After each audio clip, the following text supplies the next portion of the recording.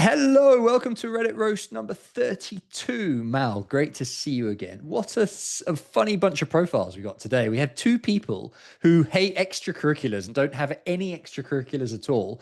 They're wondering whether they can still apply for top MBA programs or not.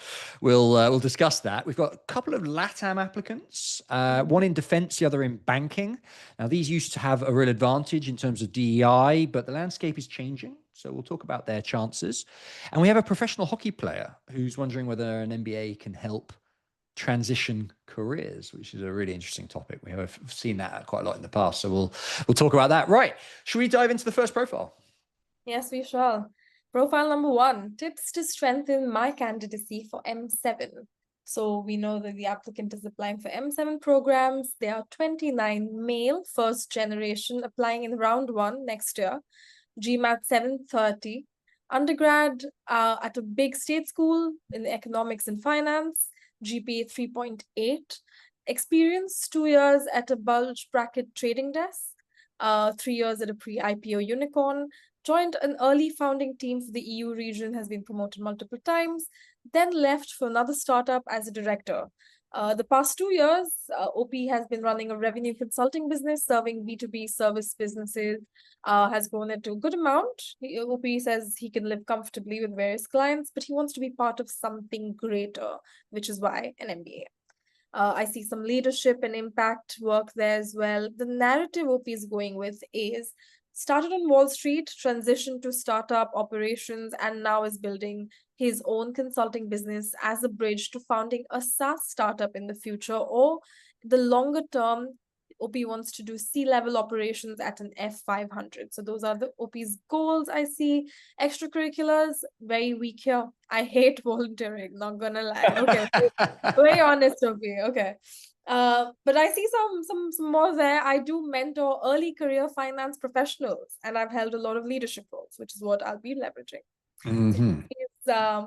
What are OP's chances? What's your take on this? Oh, okay. Let's break it down then. So break down the profile. So first, academic. So 3.8 GPA, big state school. That is above average, right? 3.6 is sort of the average for the M7s and the top T15s. So that's definitely a strong GPA, backed by a 730 GMAT, which is also bang in line with the average of top programs. So overall, no issues on the academic front. Nothing exceptional, but just bang in line with expectations for M7. So that's a great start. In terms of demographics, so first generation helps. It's not a bad, not a bad angle. 29 years old, 29 years old is perhaps a little bit on the older side with 7 years of work experience. OP will be like 31 probably by the time the program starts, which is slightly on the older side, but not an issue because the professional experience is strong. Older applicants are expected to have demonstrable leadership experience, great career progression, and that's what we see here with this candidate.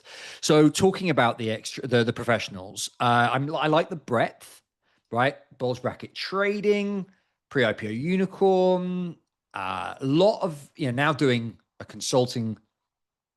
Running a consulting startup for B2B. So really broad professional experience over those 7 somewhat years of work. So really, really strong on the professional side. So that's great. Now, in terms of extracurriculars, this is going to be the issue, I think. That's so funny. I hate volunteering, not going to lie.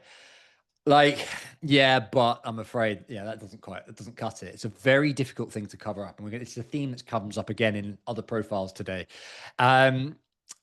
You need to have something that shows that you can build community.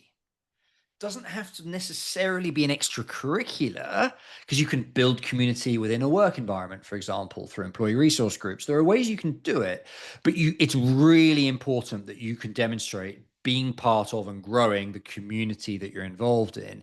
And I think that might be a gap, or that is a gap here for OP, for absolutely for certain. I think the point around like I mentor early career finance professionals. That mentorship is about it's about as weak as you can get. It's an extracurricular, but it's not a very strong one. Why? Because look, these are just people coming to you for help, right? That's not you really putting yourself out there. That's nothing formal. There's no title involved. So that's not ideal. The leadership roles in the work experience, these might be more use, but there's no two ways about it. Definitely weak on the extracurricular side. Now, in terms of goals, obviously these can change because there's not committed to writing the application yet, so we can vary these. But I'm a little bit wary on the goal. On the goals side, the short-term goal of continuing/growing your current business, I think is appetizing, is nice, or going into an operating role within a P or VC backed company, which I think is also mentioned. Is that mentioned in the comments, perhaps? Yeah, I think it's mentioned down here. That also makes sense. What I'm wary of is having a short term goal that is launching a new company from scratch. From an AdCom reader perspective, that's a very risky proposition for them, right? They've no idea whether that company is going to be successful, whether you're going to earn any money. It's a risk. Now, that's why I think that for a post MBA short-term goal, it would be better to say you're either building your current company, developing that's already in existence, so there's less risk there, or you're going to join the PVC backed company in an operating role. Again, lower risk. That's something that you'll earn a salary from day one, etc. So those, I think, are stronger goals than starting your own thing from scratch. And we say this, regularly. Entrepreneurship is a difficult short-term goal. Now, obviously, once you're on the MBA, once you've got in, by all means, launch your startup, right? Do whatever you want. But I'm just talking about the application phase. It's a risky goal. So overall, a strong profile for sure. The lack of extracurriculars is going to be an issue. It will depend somewhat on how well you can work around that, talking about these leadership roles. But strong overall with a bit of a gap. Okay. And OP's question is about what his chances are at M7. Okay. So with the right framing of the, with papering over the extracurricular gap, I can see M7 potentially. I don't see Harvard and Stanford because they are laser focused on what they call this habit of leadership. And if you don't have leadership outside of work, you don't have a habit of leadership. So that's going to be an issue there. But maybe Wharton as a stretch, right? They're really building out their entrepreneurship capabilities and they're trying to build an entrepreneurship brand. And they will like your entrepreneurship experience. They might be more receptive to entrepreneurship goals as well. For me, Wharton is the sort of the reach, the ceiling, if you will. Below Wharton, the rest of the M7s, maybe some of the top T15s, maybe with a bit of a scholarship. I think that's where OP is playing. Okay. And I see another question OP has in the comments, and it is, what are some good examples of extracurriculars? Like we've spoken a lot about that OP does need that leadership experience. What kind of what examples can you give? OP thinks he might be a workaholic. Okay, won't be the first, won't be the last. Right. Look, extracurriculars aren't so much around like the schools want like good little angels who are going around and helping orphans. Like it's not about just being a good person, really. It goes a little bit more than that. It's more about that B schools, the best extracurriculars you can give to a B school are examples of growing a community, of putting yourself out there and growing a community. And because these are the people they want on the program, right? They've got, if it's Wharton, like 800 people who are coming in a given year. They don't know each other, right? Sure, they're part of a school, but there isn't necessarily a community from the start. And they want people in the cohort who are going to create a sense of community among those 800 students by starting new initiatives, by organizing trips, by whatever. That's why the extracurriculars are important. And so the good examples of extracurriculars are examples of you developing something new in your community, starting something new in a community. It could be everything from a new professional group. We had a client last year who got into Stanford who was a moderator on a big online community, for example, right? Building a community. It's not, not even getting off your ass and going to do anything. You're doing it from your desk, but it's still community building.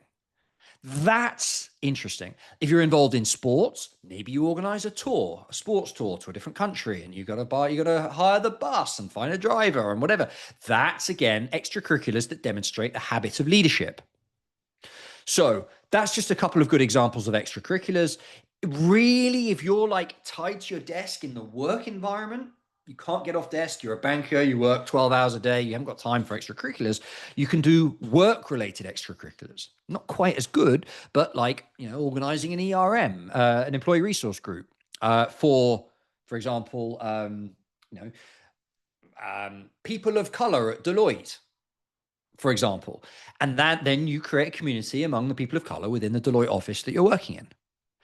Again, it's about creating the community, not so much about being a good Samaritan who's going out and saving, one drug addict at a time. It's community. It's what they care about. Okay. Okay, I think that's all of OP's questions. I hope you've answered everything, OP. Should we Cool. move on to profile 2 then? Yeah, let's do it. Okay, profile 2. Profile 2. About a year ago, OP made another post. This is a follow-up post, and OP's later on in the stage. There's more additions to this. Some background there. Mexican American, 26, male, born in the US, first generation. OP's academic background is a bachelor's in political science and economics, 3.7 GPA. Now, OP hasn't given the GMAT yet. His focus score on a practice test is 715. Career stats, some financial analyst in defense aerospace, a top 5 firm, work centers around program management, and OP has an active security clearance. Before that, he was 2 years in international development, promoted from associate to senior associate within 1 year, handling governance and tech proposals. OP is fluent in both Spanish and English and was leading on most Spanish projects. And prior to that, 1.5 years at a boutique political consulting firm and has Capitol Hill experience. I see a few extracurriculars as well. Assisted in college outreach programs in his last 2 roles, attending college fairs, networking events, served as a rotational leadership position, assisting in-house Latino development, also assisted in local volunteering efforts. Now, target schools. Targets are Georgetown, Darden, Marshall, Anderson, Berkeley Haas, NYU Stern. Reach is Harvard, MIT, Waterloo, both. And some post-MBA goals, transition into proposals or business development within the defense aerospace industry. He's currently trying to find stretch assignments, but he's never held a role in this sector. What's your read on this profile, Sam? Okay, as usual, let's break it down. So first, academic, 3.7 GPA, I think you said. Yes, 3.7 GPA is solid, right? Not especially outstanding uni or particularly quantitative classes, but a strong GPA, and that's really the most important thing. GMAT, not done yet, and there's a big gap between getting a practice score and getting the real score, right? All of the pressure that's involved. But 715 is positive. If you can get a 715 in the real thing, you're nailing it. Most people score 20 or so points lower in the real thing. If he comes in with a 695, still in a strong place. So academically looking good so far. Touch wood. Okay, quickly touch on the demographics. Mexican American is helpful, relatively underrepresented in MBA world.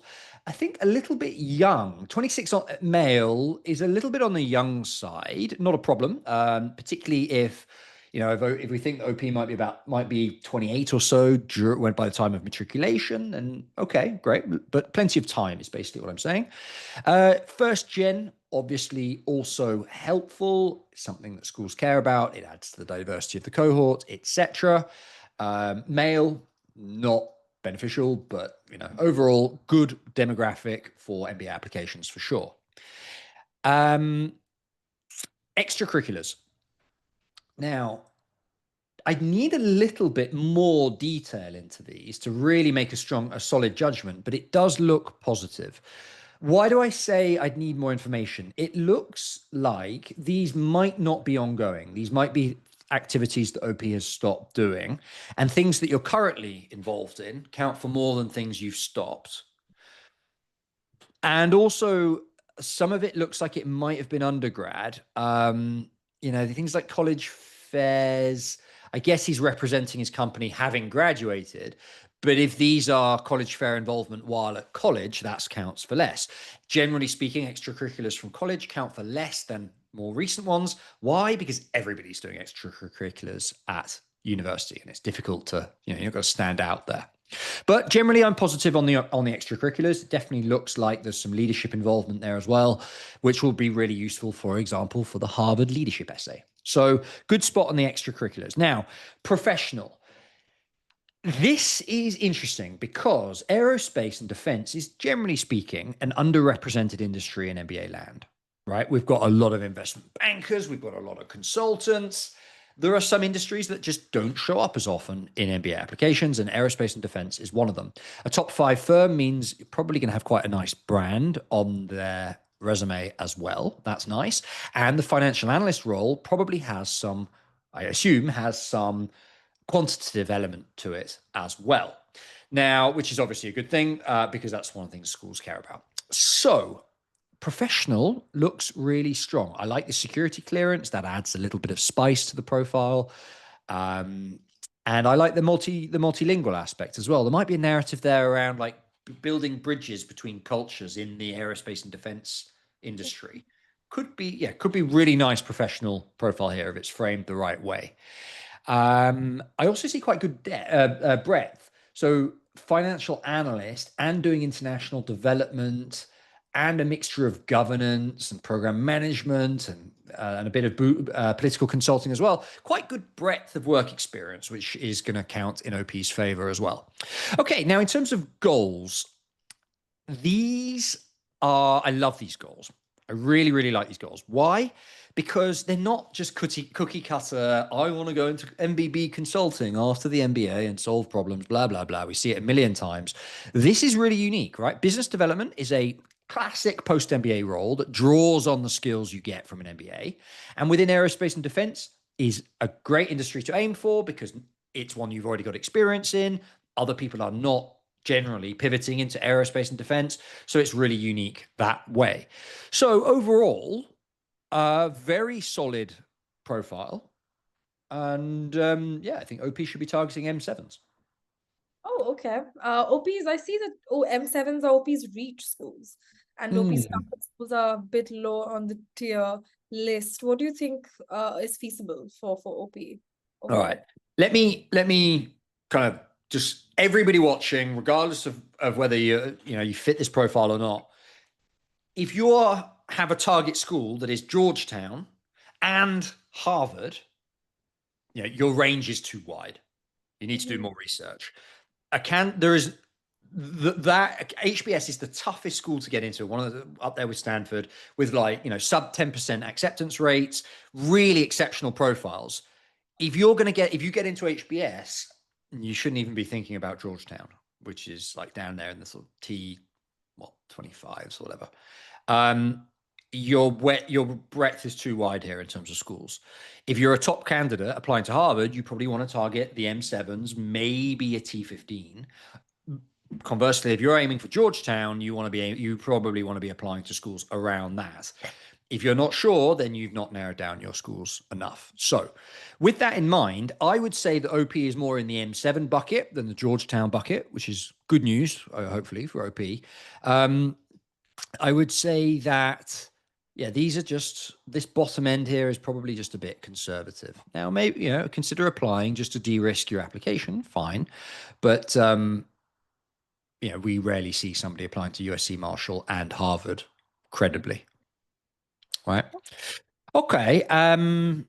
And then the other thing to mention is that OP probably counts for quite a lot of scholarships, right? Scholarships typically done by by industry specific, by demographic specific, and there's a lot of Latin American focused scholarships out there, and OP should be targeting those as well, particularly outside of the Harvard, Stanford, Wharton area in those bottom end of the M7s and the T10s.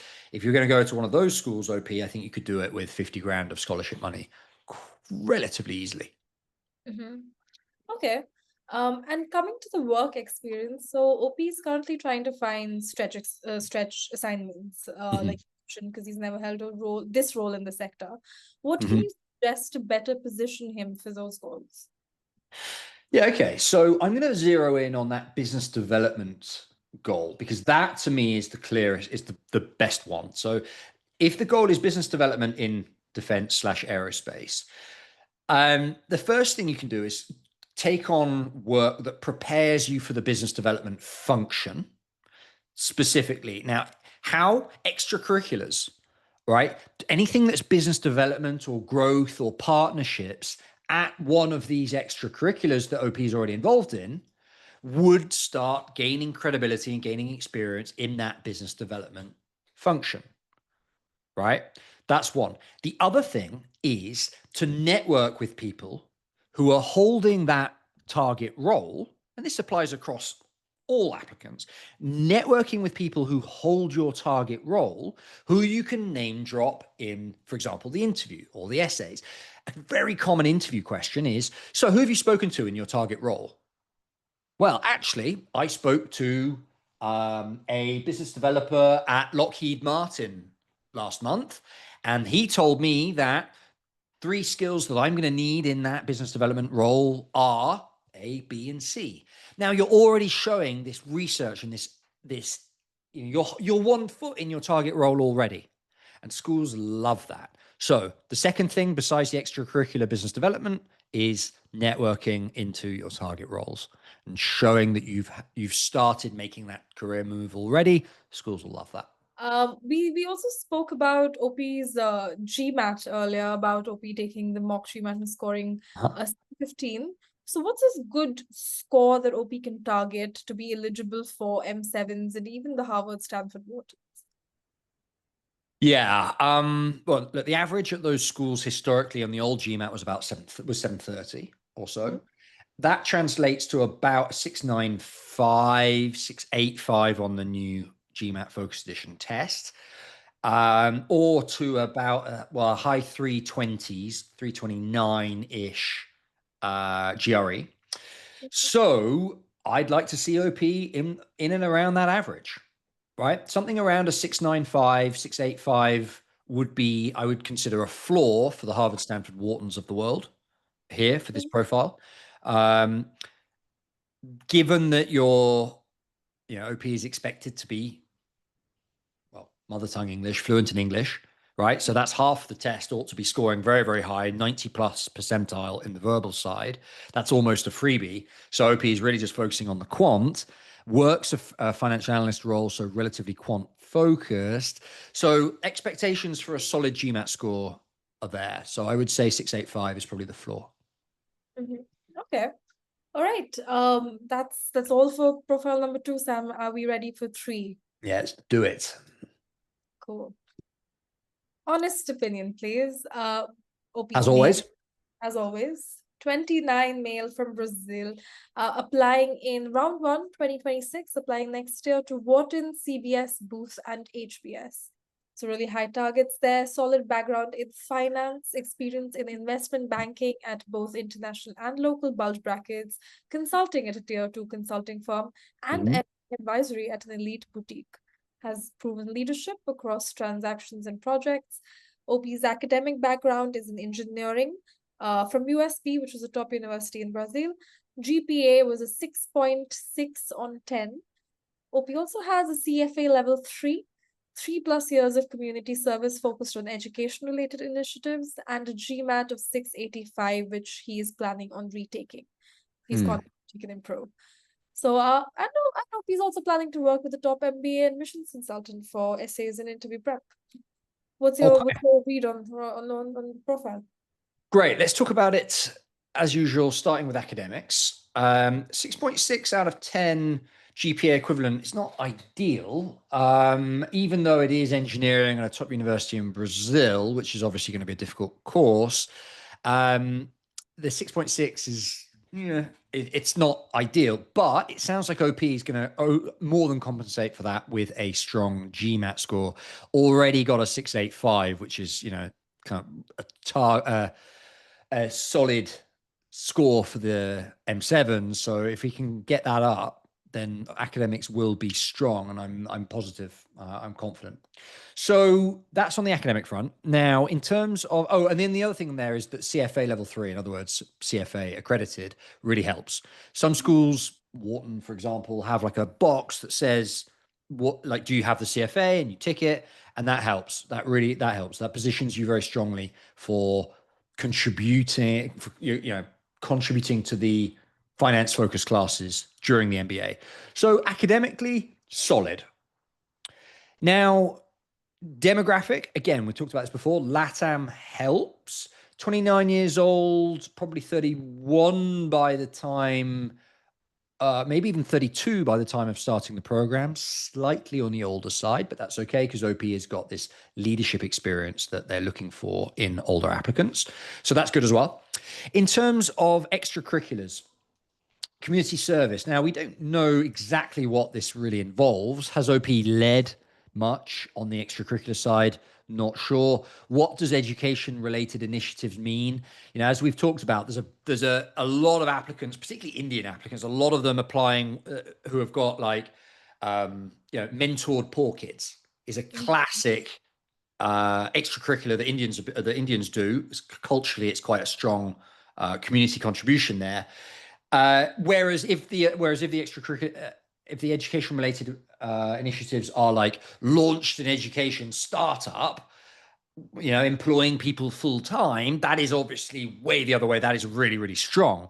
So I think strong extracurriculars, but it's hard to say exactly based on what we've got.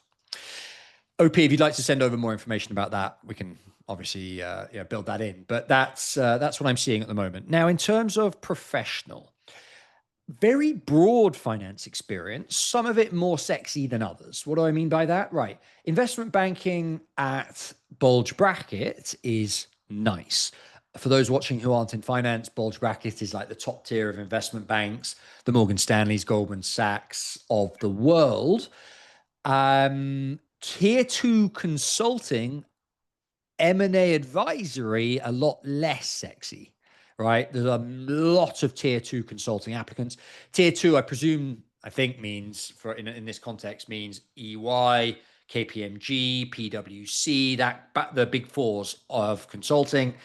There are a lot of applicants applying from there. So very difficult to distinguish yourself in that group. But then proven leadership experience. Now, I don't know exactly what this leadership experience means. If it means directly managed people, that's very, very strong. If it means handled budgets, that's also nice. Again, a bit of a range there. But generally, it looks like the professional experience is solid again. In terms of goals, I don't think OP mentioned their goals. I guess these might still be up in the air, but anything that is finance related, I think would be credible, right? Has already got that bulge bracket experience. So anything that's a finance role at in industry or banking related directly, that would be nice. There might also be, if you're going down the finance and industry route, there's perhaps a way of linking that to your extracurriculars in education. Maybe it's a finance role within a company that is somehow education related. That would be a nice way of bringing together all of the different points here on the profile. So goals up in the air, but definitely potential. So overall, a strong profile, needs work and some unknowns still that I'd need to know before I can be confident with this, but definitely seems like M7 potential. Okay, yeah. So yeah, do you want to expand on that? Like M7s, do you think OP has a solid chance there?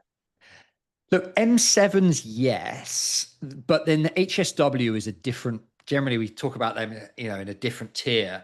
That will depend, and particularly HBS. will depend on whether OP can demonstrate this habit of leadership. What does habit of leadership mean? And this is something Harvard talk about a lot.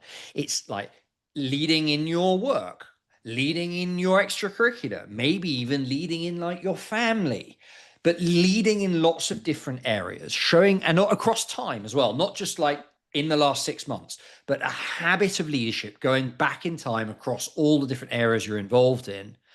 That's what's going to matter. Now, at the moment, I see a bit of habit of leadership in the work. There's a mention of it. Don't know how serious it is, but there's a mention of it.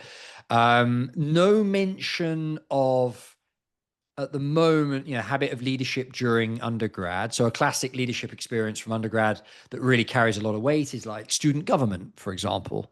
That would demonstrate habit of leadership. This community service and involvement in the community, again, if you've launched something new in your community, that could be habit of leadership as well.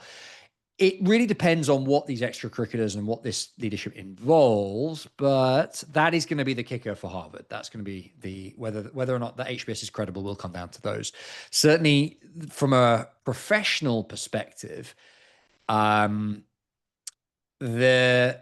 going to be an element here as well of, if you're a Deloitte applicant currently at Deloitte, that's going, which is possible depending on the timing of this, that's much less sexy and attractive to Harvard than somebody who is currently at Goldman Sachs. Mm-hmm. So again, unknowns. But look, a strong profile, and definitely I think should be throwing an application at HBS if they get that GPA, that GMAT higher. I think they'd regret it if they don't. Mm-hmm. Okay. And speaking of that habit of leadership, I think OP is wondering about that as well in his extracurriculars. From the comments, there's a question. I'm not sure how to improve in my extracurricular activities. And one question, leadership roles at work are sufficient, or must I have leadership roles in volunteering too?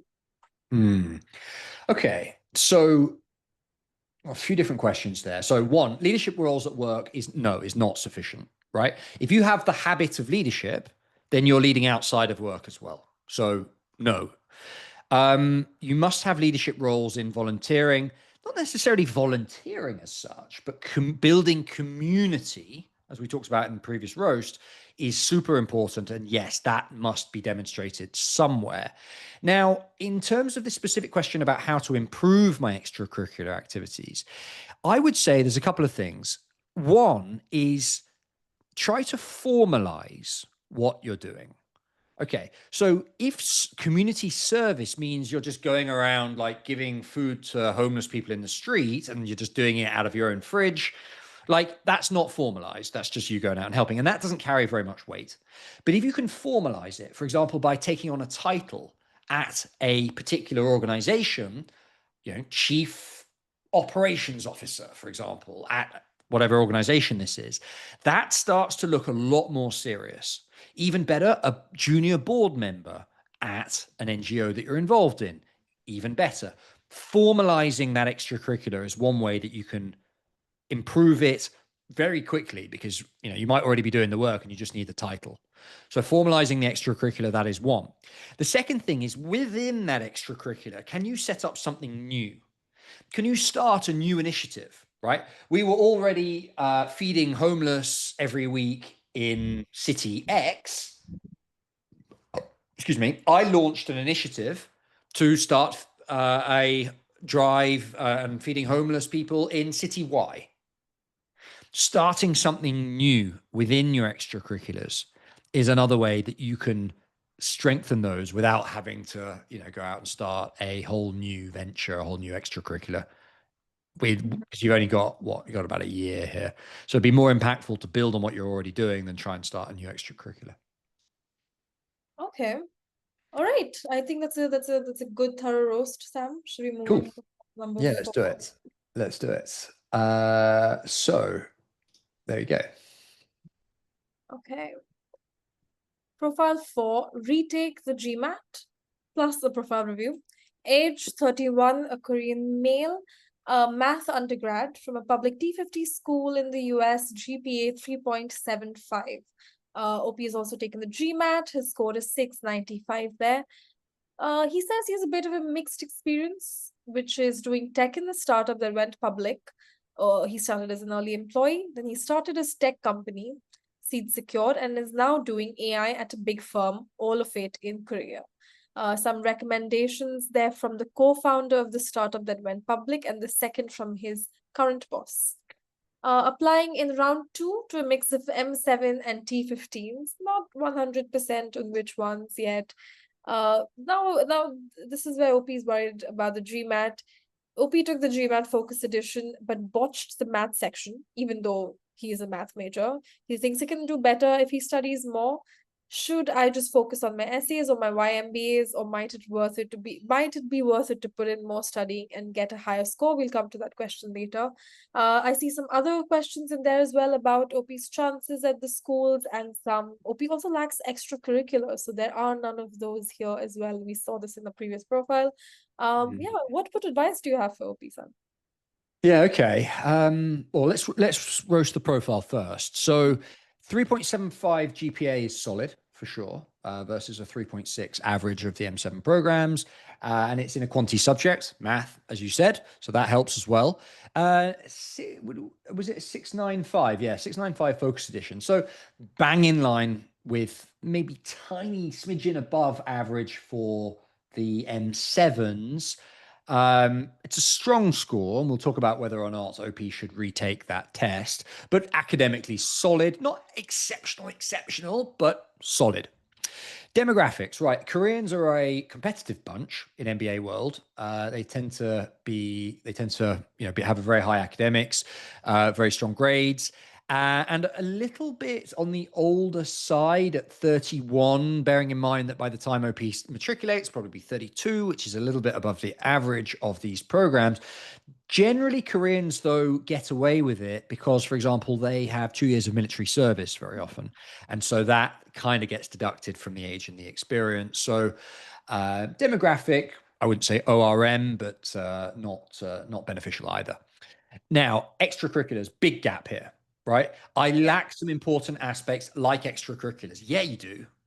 Yeah, you do. Absolutely. That is a big gap. And just like we were talking before, the previous profile is going to be a problem, particularly for the top schools that are expecting, habit of leadership. And I'm just not, we're not seeing that. So that's going to be an issue.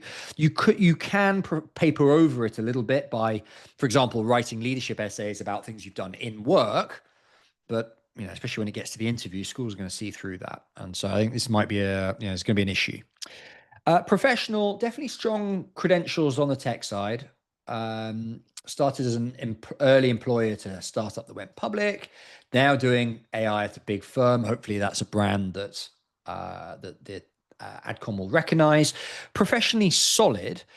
And great that you mentioned that the recommender as well. We don't often get this confirmation in profile reviews, but good recommendations really, really count for a lot. And these two look like great LORs that people that have managed you directly. So well done on that. In terms of goals, now I don't know whether. Oh yeah, here we go. So motivation is I want to go back to the USA for personal reasons and go into consulting. Why would you want to go into consulting? It's the worst idea. Like we talk about this so often, but why am I so annoyed by this, right? You have so many consulting applicants who are sponsored by McKinsey, who are sponsored by BCG, who have a guaranteed well-paid job after the MBA because they get guaranteed to go back to McKinsey or BCG, and BCG pay for their MBA, so the school doesn't need to give them any scholarships. Why would you go up against them when you have no consulting experience? It's the stupidest idea. So your goals must be related to what you've done at the very least, right? This tech work you've done is really strong. Don't say consulting. That's a terrible idea. Okay. Long-term goal, maybe entrepreneurship, right? That's a very common and understandable goal for people who have grown a tech career. Not consulting. I've made that point. Okay. Overall, solid professionally, Yeah. solid academically. Lack of extracurriculars is going to be the issue. And OP has a few questions. Let's get into those. The first one's about the GMAT. Yeah. So, like I said, he botched math, even though he's a math major. He thinks he can do better if he studies Top more. 25%, top 25th percentile, though, is not terrible. Botched maybe by his standards, but it's not By terrible. his standard, sure, yeah. OP's got a bit of a dilemma there if he should focus on his essays and his YMBA, or if he should, put that energy into retaking the GMAT. Okay. Look, it sounds like, generally speaking, if you're unsure whether you should retake the GMAT and you've got plenty of time, generally speaking, best to do it, right? You're going to look back. If you don't get the admits you were hoping for, you're going to look back and regret not spending that extra time on the GMAT, especially if you're applying, a year from now. And if you're getting if you think a 715 is achievable because that's what you're testing in your practice tests, 715 is a really strong score. That's going to help your profile for sure, particularly given that your GPA is solid, but it's not like a 4.0. So there is room for improvement on the academic side, and if you can, you should. That said, in OP's case, way bigger issue than the MBA or the GMAT is this lack of extracurriculars. Start something extracurricular wise. OP, this is by far the biggest gap in your profile that you should be filling right now. If you've got time, don't start writing these essays or whatever. I mean, you don't even have the content to write the essays anyway. YMBA maybe you do, but the other essays, right? We think about Harvard. Essay 1 you could write the business minded. You've got the experience for that. But your leadership essay, essay B, essay 2, most people use extracurriculars for that, and you don't have any. So why are you going to start writing that essay? How are you going to start writing that essay? You're not. So that is really, really the key thing that OP should be focusing on right now. So OP is applying in round 2. Do you think he has some time to do the extracurriculars? That's tough. I mean, yes, if you really rush it, you could start something. It doesn't need to be world changing, right? Plenty of people write essays about something that they've done once or twice, right? And maybe they'll go volunteer at a homeless shelter for one night, or they'll do something once or twice.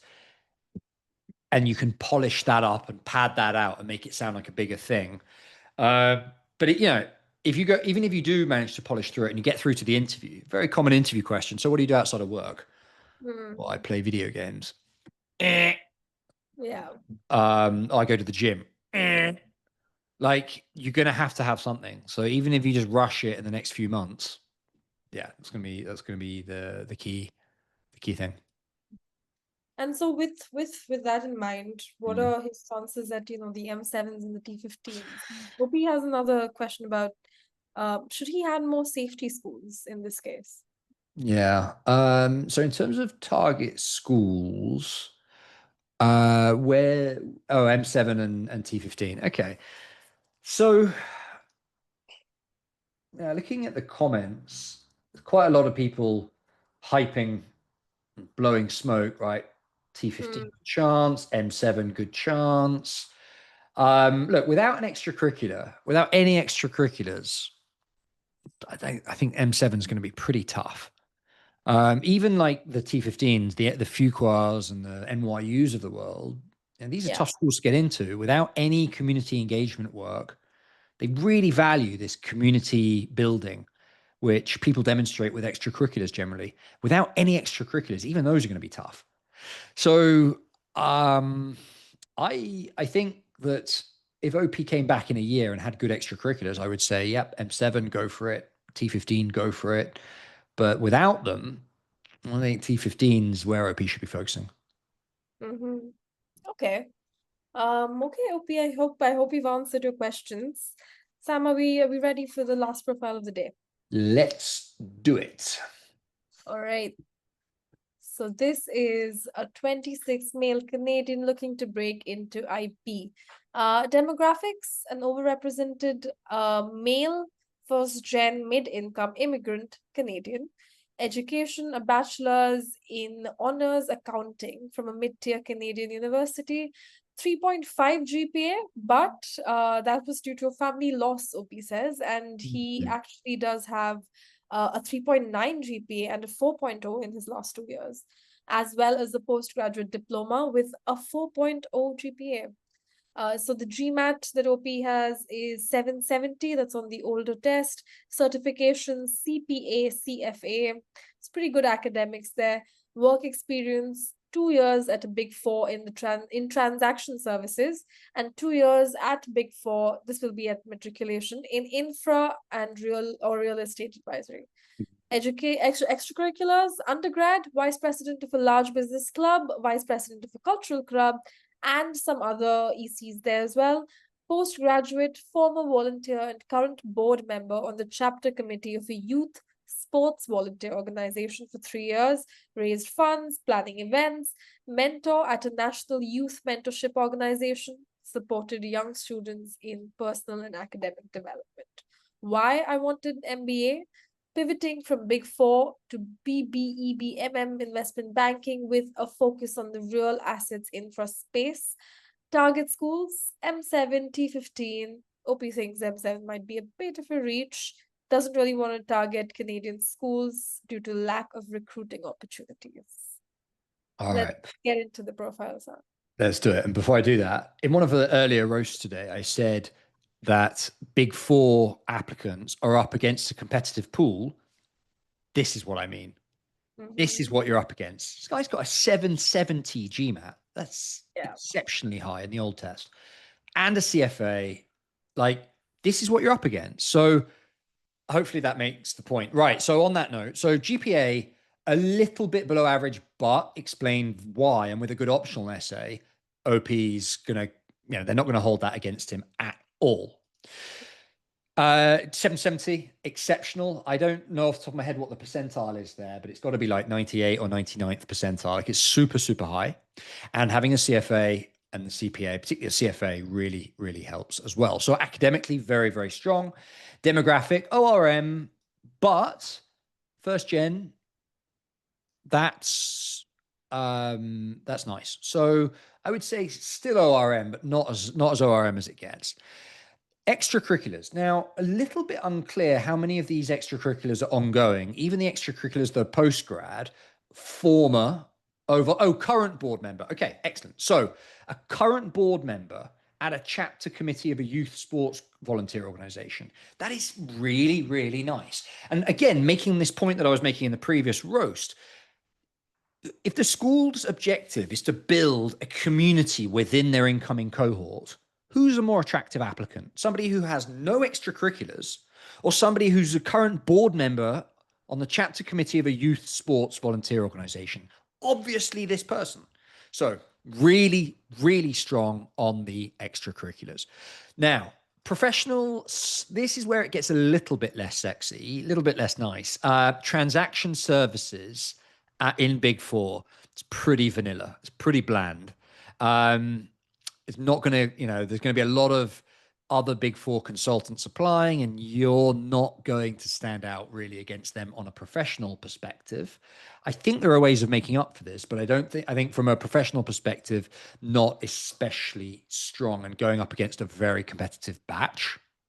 Not seeing anything in the way of promotions or direct leadership experience here. Might be that they're there and haven't been mentioned, but those would be a positive. And if not, they would be a negative. Okay, in terms of goals, look, doing transaction services, financial due diligence, and wanting to pivot into investment banking, that makes perfect sense. Definitely the right goals for you, particularly if you can focus on real estate and infrastructure.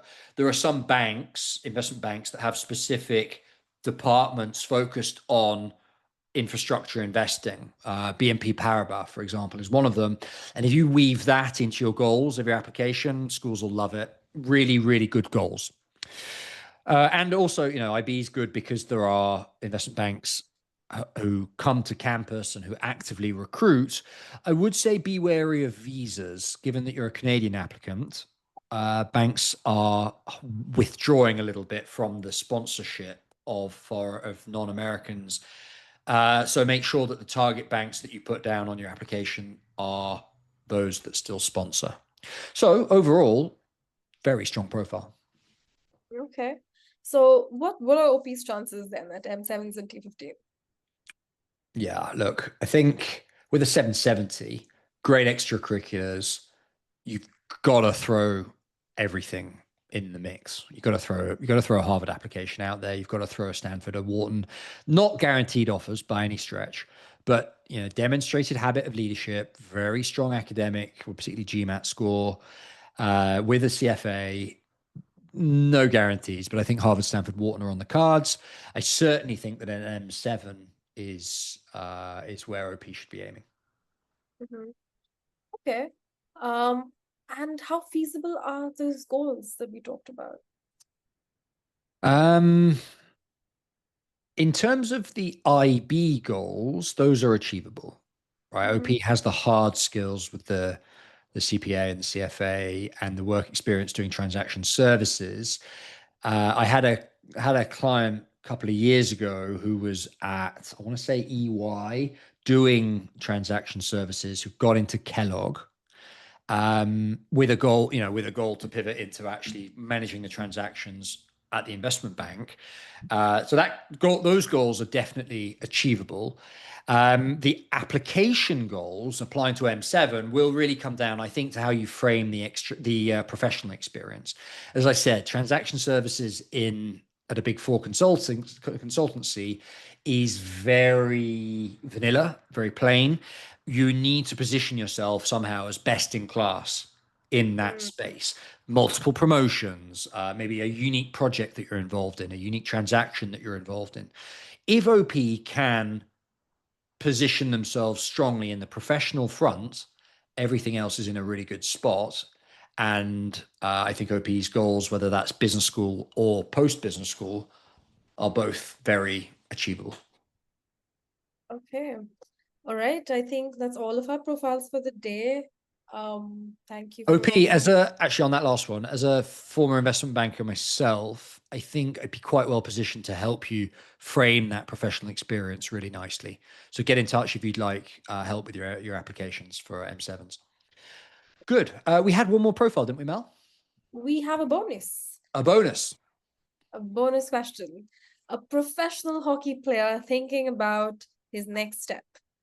All right, so a brief overview of what they're saying is OP was a very high draft pick into the top junior league in Canada, played for 5 years there, and then went on to play professional at age 20.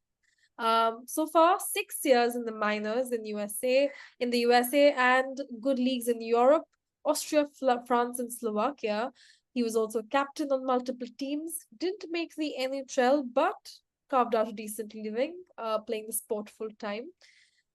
Couldn't go to school physically. Instead, I used the scholarship I got through the junior league to get a finance degree, which is online, finished with a 3.85 GPA. I see no GMAT yet. He's done a few practice tests with the range being from 680 to 720. This was with no study. So he assumes he could hit the high end with effort. There's also some volunteering in there, but no life outside of outside of hockey, which has been his focus for the past 6 years. So his main concern is that his degree was online. He worked hard to do it, but he's curious to see how admissions would view it, given that his profile is pretty unique. And would a good GMAT score combined with the GPA and his unique profession be enough for top schools? He won't apply for the next 2 years at least, and he wants to play as long as it's possible without hurting his chances of admissions. He's going to be in his late 20s when he does apply. How do you think schools view applicants like OPU? Like, this is a professional sports player, very non-traditional profile. What do you think? Yeah. So I know it's a bonus question, but let's do a little professional. Let's do an ad hoc breakdown of the profile. Academically, 3.85 GPA is, it's a decent GPA. That online degree is going to be the question mark, as we'll talk about. If OP can get the GMAT into the 720s, this looks like it might have been on the old test because it doesn't end in 5. So the equivalent of that would be like a high 680s, 685 type test. That would be great. From a work experience professional perspective, they love former professional athletes, even though not NHL. I worked with a client last year who was a professional European basketball player who got into Harvard. Now he also had extracurriculars he also had other sort of formal professional experience that really helped, but still really, really strong. No extracurriculars, but I think OP would probably be okay because in the leadership essays, they can talk about not the extracurriculars, but for example, being captain on professional teams. In terms of demographics, I assume OP is Canadian, so sort of, not particularly ORM.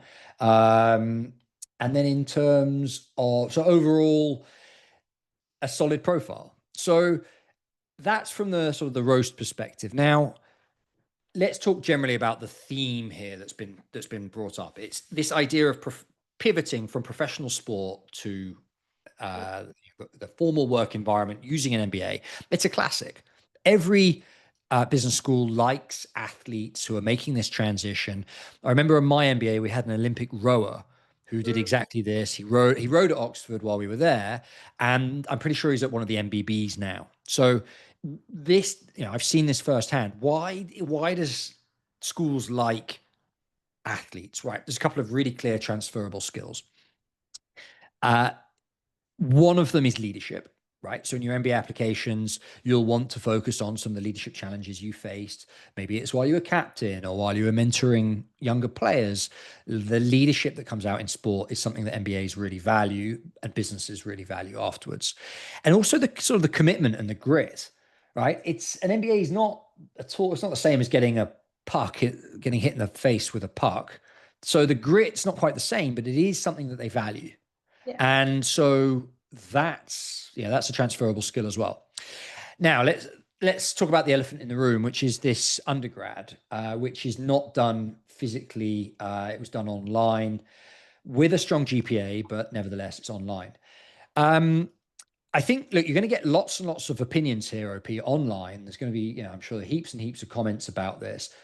No one has a clue except for the schools themselves, right? Even I could opine on this, but the best thing to do is to contact the schools directly, have a one-on-one conversation with the schools. Technically, if you've got a bachelor's degree, you tick the box.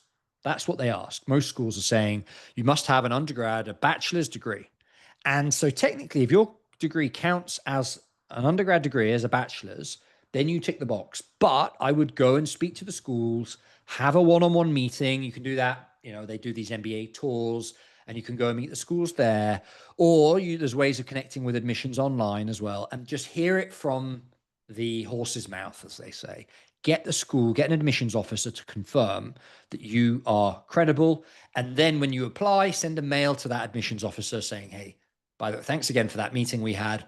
I've hit submit on my application, and then that admissions officer is going to read your application. And if they were the ones that green ticked you and approved you for applying, then you ought to be in with a decent chance. I would also say invest plenty of time in getting that strong GMAT score, right? If there's uncertainty around whether your degree really was serious and whether you really have the academic chops to succeed on the program, a strong GMAT score will do a lot to relieve those concerns. So spend a bit of time. It sounds like you have time. I think I get the feeling it was like 6 years after 20. So it sounds like you're about 26. So you have got time. So really focus on getting that strong GMAT score to offset the online degree. The other thing you could do is start signposting your career. So it sounds like maybe you're interested in finance because that's where you got this degree. Start networking with finance, with people in finance. Start figuring out what it is you want to do after the MBA and demonstrate to them that you've already got one foot in that industry. That's really going to be super important. They don't want you coming into the MBA completely blind, like, I enjoyed hockey. I have no idea what else I want to do. Mm-hmm. They're thinking, uh-oh, this is risky now. But if you say I enjoyed hockey, but in the meantime I did a finance degree and I've started networking with people in bulge bracket investment banks in the roles that I want to target, maybe I'm lining up an internship at the JP Morgan, that shows that you're halfway there already, and for the school that you're much less of a risk as a candidate. So that's the other thing that you can do. And on that, I had a good friend who was with me at Oxford and is now doing business development at Toronto Maple Leafs, right? So as a hockey player, that's the sort of transition that you can make that uses the MBA skills, but also uses your sports experience, network, knowledge. That would be a really good post MBA goal that you could write about in your applications. Mm-hmm. Okay. I see some of the comments are quite interesting as well. Uh-huh. Yeah, that one says your biggest concern will be the GMAT and unironically the interview. The concern will be around your ability to remain professional and neutral and not have the locker room antics that will embarrass the university. Interesting. That's fair. Broadly here, it's, are you are you suitable for the post MBA role that you've said? There's not Yeah. so much that you're going to be like locker room antics during the MBA. Nah, it's a thing, but that's not the big one. The big one is, are you going to come across as polished to the investment banks after you complete your MBA and you're recruiting during the MBA? Investment banks, particularly the American ones, really expect super polished behavior. Tie, shaved, suit. Are you going to be able to pull that off? If the schools don't think you can, it's going to be an issue. So it's quite a good point. Mm-hmm. Okay. Other people saying the online degree is not a deal breaker if you frame it right. It's possible, but again, I would just hear from the schools directly. Yeah, HSW, the last comment was like, top schools love athletes. Yeah, they love athletes that have got experience in the business world as well. That's my experience. So they love athletes, but athletes that have got either, maybe a family business or a degree on the side that they're working on, or super extracurriculars outside of their, like, it's yes, but. Yeah. Okay, awesome. I think we've covered everything today, Sam. Great All of stuff. our profiles, our bonus, and yeah, good work. Brilliant. If you enjoyed this roast, please don't forget to like and subscribe to the channel, as everyone says. Taking that a step further, also get in touch for a more thoughtful and deeper conversation about your profile. If you are potentially going to hire an admissions consultant, we can talk about your profile and what that service might look like. You can book that at samweeks.com. And yeah, we'll be roasting next week. Mel, thank you very, very much for your time and your time, particularly preparing and digging out all of these great profiles and scrolling through the depths of Reddit. I know it can be quite an ugly place at times. So thanks for taking that on. All right. Thank you for hosting, Sam. See you next Friday. Take care.